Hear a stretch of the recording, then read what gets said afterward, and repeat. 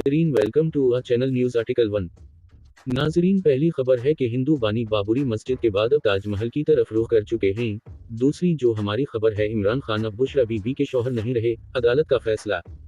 ताजमहल मुगल बादशाह शाहजहां ने अपनी अहलिया मुमताज महल की याद में तामीर करवाया था। हर साल लाखों सयाह ताजमहल देखने आते हैं, जिससे भारतीय हुकूमत को अरबों रुपए की आमदनी होती है। आगरा, मोदी सरकार में हिंदू इंतहापसंदों ने मसाजिद के बाद अब ताजमहल के खिलाफ कार्रवाइयां शुरू कर दी। भारतीय मीडिया के मुताबिक हिंदू इंतहापसंदों का ग्रुप ताजमहल में मुगल बादशाह शाहजहां के यौम वफात पर मनाए जाने वाले उस पर मुस्तकिल पाबंदी लगवाने के लिए अदालत पहुंच गया। हिंदू इंतहापसंद जमात के रहनुमा की जानिब से आगरा की अदालत में दायर दरखास्त में शाहजहां के उसकी तकरीबात मुस्तकिल टूर पर रोकने और उसके मौका पर ताजमहल में मुफ्त दाखिले पर पाबंदी लगाने का मुतालबा किया गया है। आगरा की अदालत ने मुसलमानों के खिलाफ मुतअस्सिबाना रवैये का मुजाहिरा करते हुए हिंदू इंतहापसंदों की दरखास्त समाअत के लिए मंजूर कर ली है। शाहजहां का 3 रोजा उर्स 6 से 8 फरवरी तक मनाया जाएगा।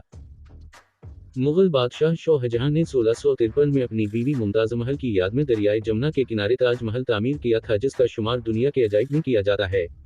हर साल दुनिया भर से लाखों सयाह भारत आते हैं, जिससे भारतीय हुकूमत को अरबों रुपए की आमदनी होती है।